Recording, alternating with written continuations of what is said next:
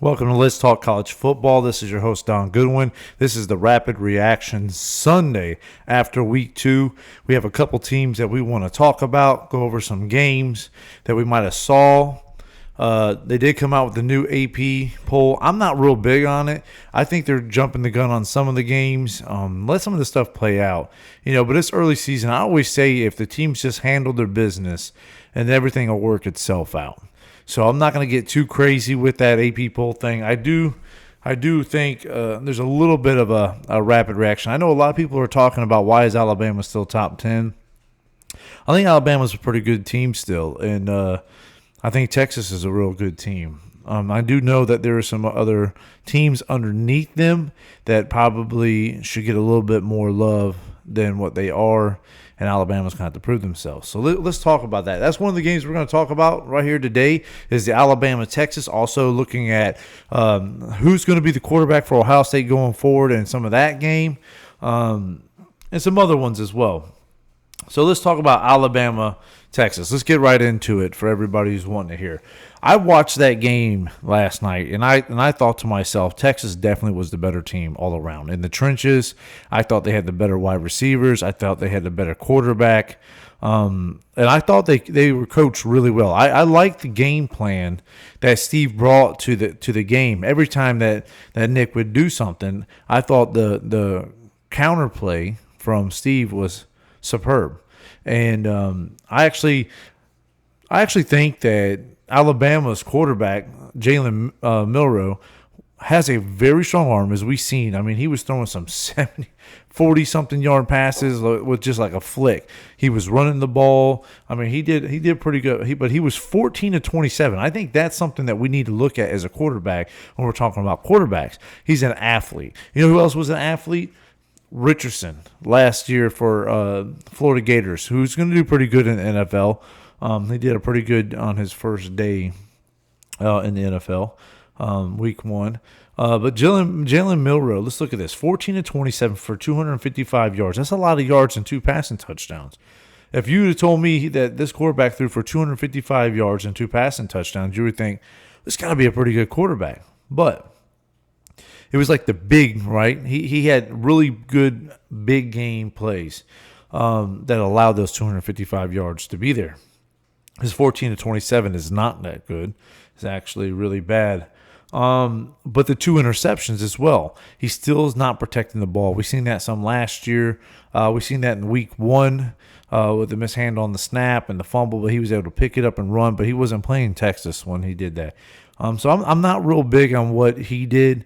I'm not real big on him as a quarterback, but I think he has the talent to grow to be a really good quarterback. I don't think Alabama needs to jump the gun and switch him as a quarterback. I still think he's the best option this year they have. They have a lot better option coming in next year as a true freshman, but they also have people on the staff right now probably even played before him. But I think Jalen Milroe is still the best option they have. He has a big arm. He has the dual threat ability. He just needs to continue to get better on protecting the ball and looking through the progressions. I felt like every time he grabbed that ball, his first instinct was to take off and run.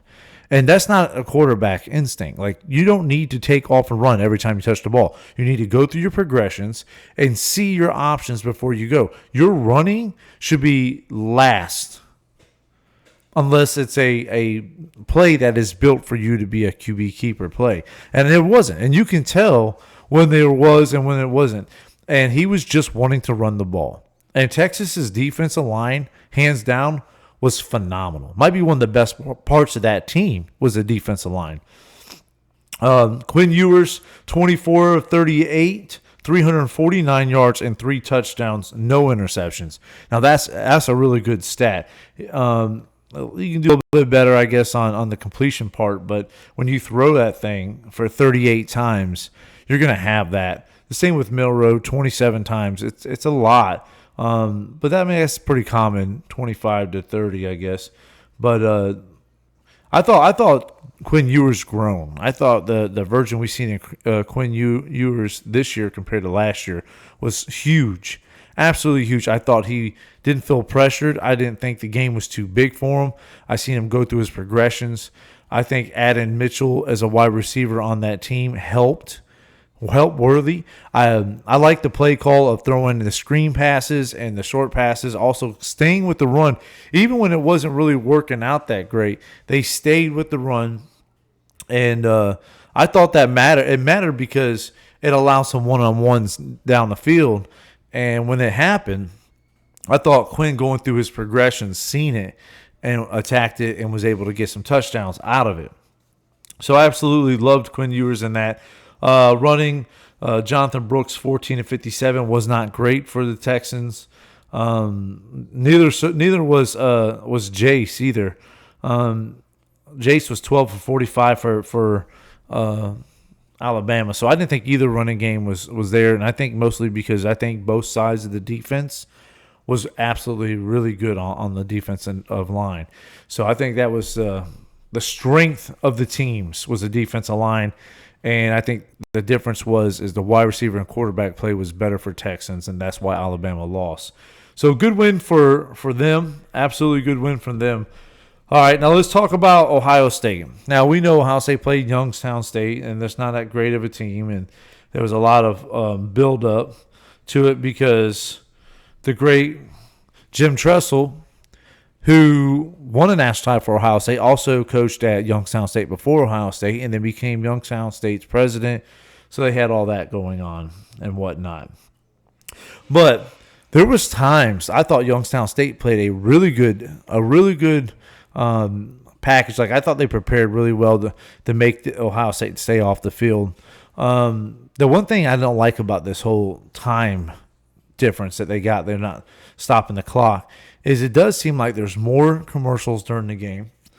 And also the lack of amount of plays and possessions that they get. If a team really wants to choke out a big-time offense, there's ability. Michigan's actually built for this. This is what Michigan's built for, to run the ball, get first down, soak up the little bit of time, and cut down the possessions of the opponent. This is the kind of game that them and Wisconsin should be. The problem is if both teams are trying to be rapid-fire teams and spread offense and go fast, then you get what we saw with Alabama and Texas. The game doesn't go by so fast, but yet there's great opportunity. But every little thing that you do, actually, what you do wrong could cause the game, even if it's in the first half. I was listening, and I'm trying to remember who it was. They were talking about, and they said that they had 4 possessions in the first half. That's horrible. And I don't know why they would try to fix a rule that was already fine, but they did, and I think it hurt it. And they're trying to make more money by selling more commercials, but it's hurting the game. And I think it was a horrible move, and I think we're feeling that right now. But let's get back to Ohio State. And not so much about Youngstown. I think they did a good job. They showed up. They worked hard for it. And there were some things, the good thing about when you play these small teams, each team gets to work a little bit harder. But there's a game coming up in week 4 whenever Ohio State and Notre Dame will clash. And this is going to be a big game, and this is why we're talking about it. Who's going to be the quarterback for Ohio State? I thought clearly in this game, Kyle McCord was the quarterback that needs to be put into the number 1 quarterback spot and move forward. Is he perfect? No. He's getting better each week. And if he takes more reps and you don't have to split the reps, he's going to get better faster. And faster is exactly what they need, because Western Kentucky is not a joke. I mean, it's not an FCS team. That's an FBS team. And they have a quarterback who can sling that ball. And so if they thought Youngstown State gave them a little bit of whirl for a minute there, imagine what they're going to do. And this offense needs to get rolling better. There just wasn't enough time of possessions. There was 60 plays in this game that was done. It's just not that many possessions. And, I mean, the number 1 running back, Henderson, he got 5 attempts. 5 attempts and 2 touchdowns for 56 yards. 5 attempts is not a lot of attempts when it comes to running the ball. And it's because of this new possession, this whole new deal. And Kyle McCord was 14 to 20. I thought that was really good. He was 14 to 20 for 258 yards and 3 touchdowns, no interceptions. I think he was clear the best. But the real big name in this one was Marvin Harrison. He didn't get to play hard. He got hardly any grabs in that first game. I mean, they did show him they tried 8 times to get him to him, but it just didn't work out with pass interference and him going out of bounds. And then later on, the refs got a hold of Ohio State and said, listen, that touchdown from Marvin Harrison in week 1 should have stand. Well, it's too little too late. You guys got to do better as refs as well. But Marvin Harrison, and this is literally – it shows the whole game, but it's not. This has happened like quick, like within the first half. He had 160 yards, 2 touchdowns, and 7 receptions. Absolutely phenomenal for Marvin Harrison Jr. I thought that was great for him. But the biggest thing is what I want to take out of this is it's time to stop pretending that there's 2 quarterbacks in Ohio State and go to the one, get them ready because we have a great game coming up and we want the best game possible, kind of like we had with Texas and Alabama. I thought with them going with that number 1 quarterback early made the difference. When he said that Jalen Milroe was going to be our quarterback, he stayed with them. I thought that's made the difference. If they'd have been splitting out reps between him and Tyler Buchner, I don't think this would even be close as it was. It doesn't work. So it's time to move on. Also, before we move on from this game, I just want to put out there that total, this is what I'm saying, 7 of 13 for 101 yards and no touchdowns for Brown. I don't see it being the same as that. And total running, when we talk about running, was 27 attempts for 123 for Ohio State. That's just too low. And everybody says they didn't do very good at running. It's not that they didn't do very good at running, it's that they didn't have a whole lot of plays in time possession. It's just the way that the game's going to be. And listen, all these teams are just going to have to deal with this, and they're going to have to figure it out. Receiving was 33 targets for 21 receptions, 359 yards, and 3 touchdowns. So that was that game. All right, so let's get to another game I know everybody's wanting to hear about right now, and that's going to be Colorado and Nebraska. Nebraska, Sims just doesn't seem like he's the quarterback they thought they were going to get. He is struggling through another interception. He was 9 of 15 for 106 yards.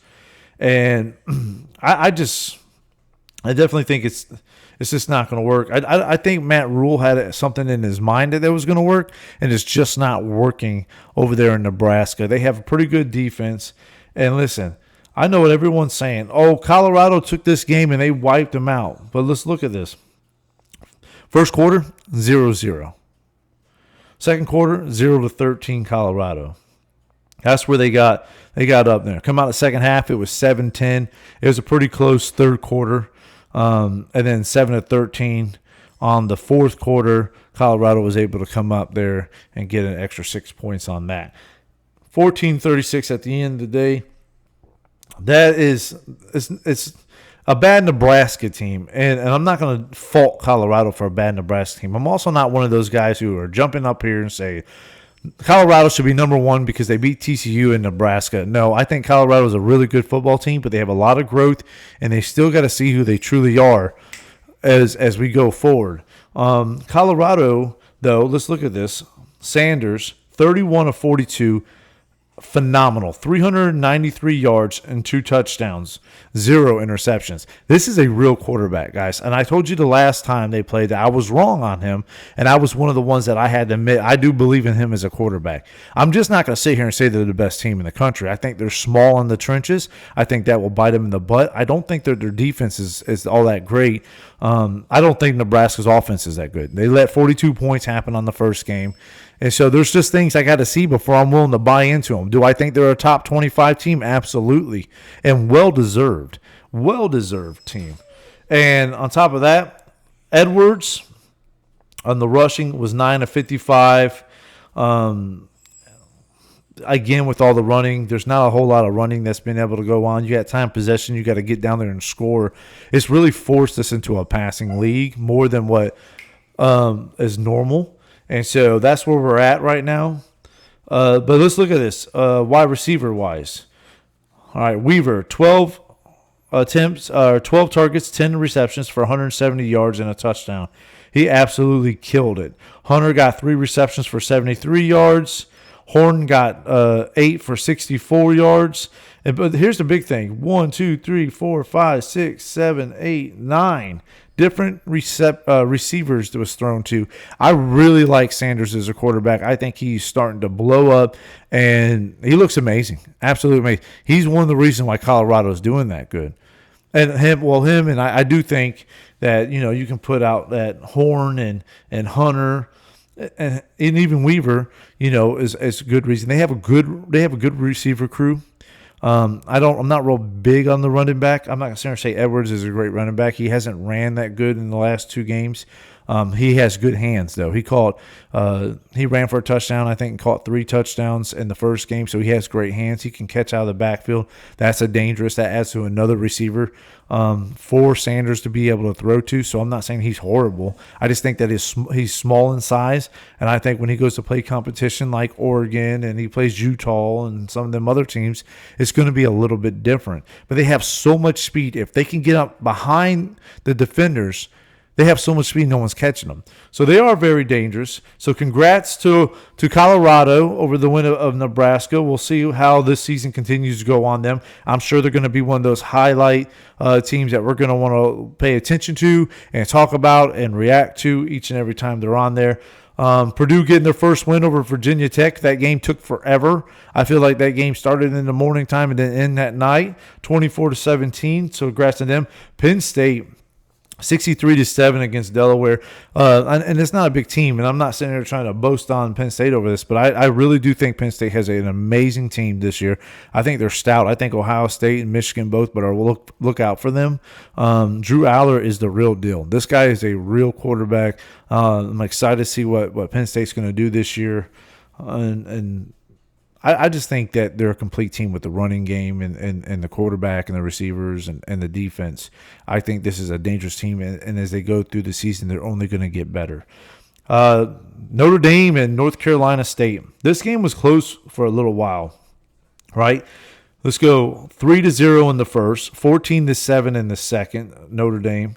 7-10, North Carolina State scored them out in the third. But then Notre Dame took over, 21 points in the fourth to 7 on North Carolina State. I think that made a huge difference. Sam Hartman was 15-24, so it was pretty decent there for 286 yards and 4 passing touchdowns. The guy is he's calm. He's poised. He's patient. He doesn't let the game get bigger than what it is. He's there when the moment it needs him. And I think that's huge. But what we've talked about so far in all these games, Notre Dame had something different, right? And that's Estime. 14 for 134 yards and 2 rushing touchdowns. That was the difference, right? They controlled the game. And the running matters. But not just that. They used 1, 2, 3, 4, 5, 6 different people to run the ball, even though Hartman was minus 27, so that didn't really make a difference. It was more like 5. Not everybody had a whole lot of touches, but Estime was definitely his best game yet. I thought he's only going to get better as the season goes. So good job to Notre Dame as they continue to climb up the ladder on that. We had a couple scares, a fight right here, and Baylor and Utah. I thought Utah, after playing the Gators, was a very dangerous team. Well, Baylor had them on the ropes, and Baylor got beat down week 1 against a team that shouldn't have beat them. And I thought Baylor was going to come out and win, but Utah, they stayed with it, and they won at the end. They won 20-13, so good job to Utah. We're not going to break that down too much on that. Clemson looked scared at first. I mean, they pulled away 66-17, so I guess we could say Clemson, they did what they were supposed to do, maybe a little bit more. But it was nervous, and it was 14-14 in the first quarter, and everybody was like, oh, my goodness, what is going on with Clemson? And then Clemson goes 10-3, 28-0, 14-0, and they take over the game and everything like that. So, I mean, Klubnik was 28-37, not bad for 315 yards, 4 touchdowns. He did throw an interception, but they're starting to make their way back, and I know Dabo's going to have this team playing better as the season goes. They just need to continue to do what they're doing, and everything will work itself out. Michigan did what they're supposed to do against UNLV. They won 35-7 as well. Michigan State 45-14, and then you lose your coach because, and I'm not going to sit here and break down everything he did because I don't know it yet, and I'm sure there's an investigation, but I heard it was some kind of phone sex thing, and you left $80 million for what? Like, are you kidding me right now, Mel Tucker? Like, I don't know what people are thinking these days. What they need is Jesus. That's what they need. He needs some Jesus, and we'll just be praying for him and his family and all the situation. And now Michigan State's got to start with a different person as their head coach.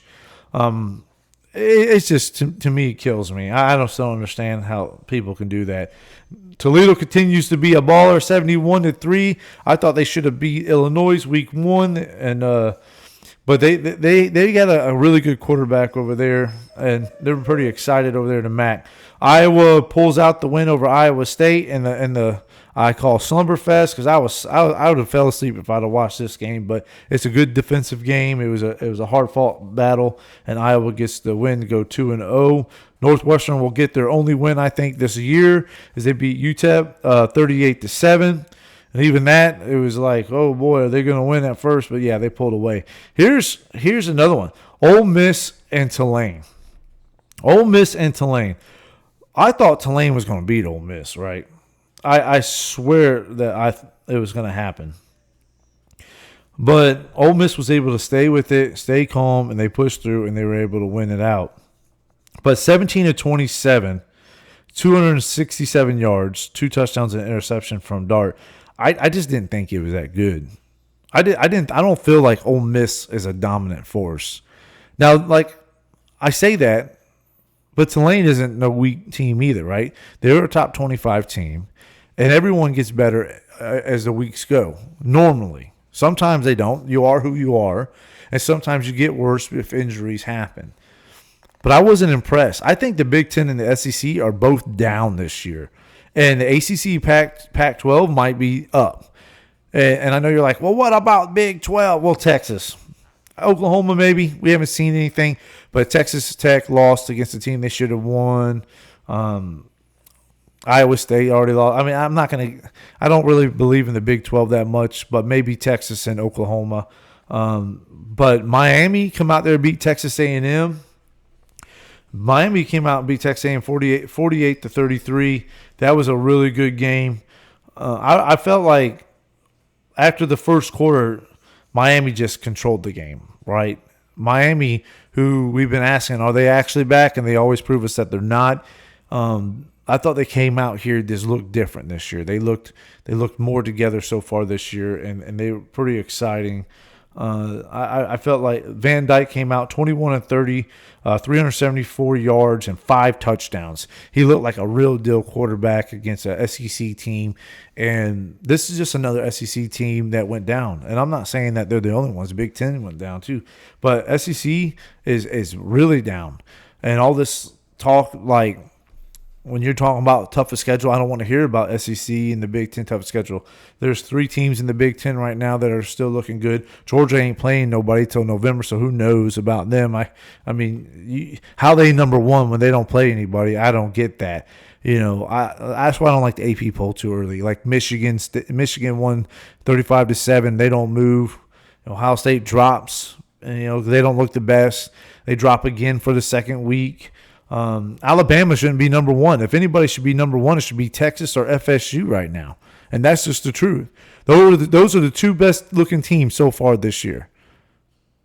I said it. And not that I care about either which one of them, but they are. So I think there's – and the fact that there's people who are up there that don't belong with people who are below them that should be up. I don't know. I just think it's a joke. And you just got to let some of the time move before you can actually see who the teams are as they start to play. All right, I think we're just about done with all that. UNC, North Carolina. App State showed up at North Carolina again. It was like last year. North Carolina had a fight to get that win. App State is no joke. They're not backing down from nobody. App State should just put Power 5 every year. You say, look, we're only playing 5 conference games. We're going Power 5 for the rest. We're doing 7 Power 5 and 5 conference games, and I'm pretty sure they might walk out there with 5 wins from non-conference. This is the way they play. They have that good chip. They have an attitude. They have confidence. They believe in it, and then I think they'll win out on theirs. They'll go 10-2. Fine, they go 10-2 with 5 Power 5. Listen, I love App State. I love the story. They got a loss, but it was a moral victory for them for sure. And they should be confident and they should be proud of themselves. Duke 42 points. They're continuing with their offensive firepower. Let's see if there's anybody else we want to talk about before we go. And don't forget, I hope that you guys start putting comments and like and share, subscribe. I want to hear this to your comments. I want to be able to do the feedback and do the show as what you guys are looking for. The reason why I don't just do my team, because it'd be easy for me to do Ohio State, right? I can break down Ohio State, no problem. I watch and I listen and I break them down and I really pay a lot of attention to that team to know the ins and outs of that team. But I'm trying to do an all college football program and a show here so we can reach out to all the viewers and try to give you a little reaction to what other people might think about your team that are looking outside of your team. So that's what I'm trying to do, but it's fed from you guys. So if you guys don't like and share and subscribe and comment on there, it's kind of hard for me to do. So please do not forget to do that. Our first goal is 500. I need to reach that first goal. That's going to be the VIP guys right there. And I like you to comment. Let me know what you think, and tell me where you think I'm wrong. I'm all right with that. You can put your opinions on there. I'm fine with that. Let's see here. Oregon was in a fight with Texas Tech. Texas Tech was coming back, so we have to see how Oregon's defense really is. But like I said, this is what college football is about, right? There's one week you look great, next week you look, oh my goodness, what happened? Wisconsin losing 22-31 against Washington State. I think that was a little bit of shocker. I thought Wisconsin was going to be better than this, but their defense really struggled on stopping these wide receivers, and I'm just looking forward to seeing what Wisconsin's going to grow, because I think that they have the opportunity to be a really great team. I think they're a top 25 team even after this loss. I think they just have to make a couple adjustments, and they will. They have great coaches there. They'll see how that's going to how all that'll be. Oh, Auburn and Cal. Cal is not a team that I really look at and say that's a big threat. Now, they're a Power 5 Pac-12 team, but when's the last time Cal's done anything? Auburn is the Hugh Freeze situation. Like, I thought Auburn was going to be a big-time contender, but they got to play better than this. You won 14-10 against Cal. That's not showing me nothing. I couldn't believe it when I was following it. I didn't watch it, but I was following it. But let me just break this down to you, right? All right. So Thorne for Auburn. 9 of 14 for 94 yards, 2 touchdowns and interception. That's not great. That's not great at all. Leading rusher, 11 attempts for 53 yards. Leading receiver, 3 targets, 3 receptions, 39 yards, and a touchdown. None of this breaks out to me as good at all. You got away with the win, but you didn't do it very good. I'm sorry. No, I can't. You know what? Cal made more mistakes. Their quarterback threw 2 interceptions, but helped you. I think Cal gave you all the opportunity to win this game more than you gave yourself an opportunity to win. So I'm not going to sit here and say Auburn's back. I can't do it. They got to prove it. This was a very ugly win. Very ugly win. But they're 2-0 with a chance to go 3-0. So what do I know? We'll see how that works itself out. And that's all we got for you here. Please don't forget to like, share, and subscribe. Comment on there if you're doing it on YouTube. If you're listening to it on podcast on Spotify.